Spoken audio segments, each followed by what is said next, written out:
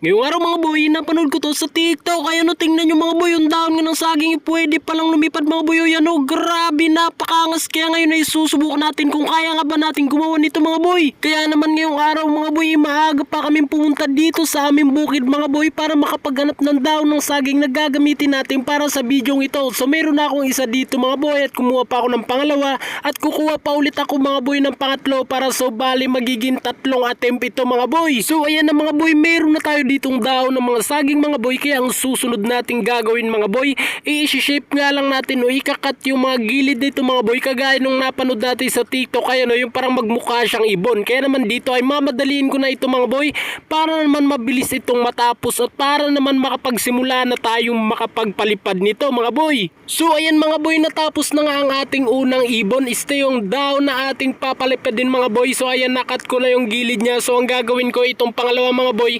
ikakat ko lang din ang gilid kagaya ng ginawa ko doon sa nauna para naman maging malupitan at napakalayo at napakalakas siguro nitong lumipad mga boy. So ayan, natapos ko na rin siya.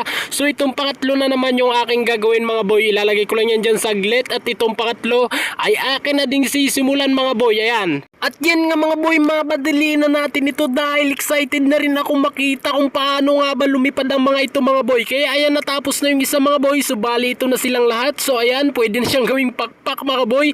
So tara na, at excited na akong masimulan ito. Tara, punta na tayo sa pwesto natin mga boy. So ngayong araw mga boy ay susubukan nga natin yung napanood natin sa TikTok. Ito, meron tayong mga dahon dito at papaliparin nga natin yun. Ito mga boy. Ito, ano yun? Yan, kailangan malayo. Parang javelin throw to. Dapat malupit. Napakaangas mga boy. Paano ilipad? Paano ilipad yun ha? Ganito ba yun? Ay, ganito yun. Baliktad pala mga boy. Yan, try pa natin. May isa pa tayo dyan sa baba. Ito. Napakaangas mga boy. Isa pa, another one. Kalupit mga boy, kunin natin mga boy. Sheesh! Parang hindi nga ito marunong lumipad mga boy at ayan ay kinuha ko na at try natin ulit. Oh.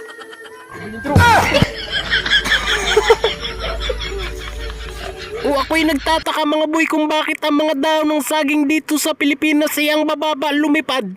Talaga? Ganyan dapat to. So talagang hanggang dyan lang ang kaya nilang liparin mga boy. Kaya kinuha ko na ulit itong isa at babalik naman ako dito sa taas at try ko ulit na itapon itong aking huling hagis mga boy.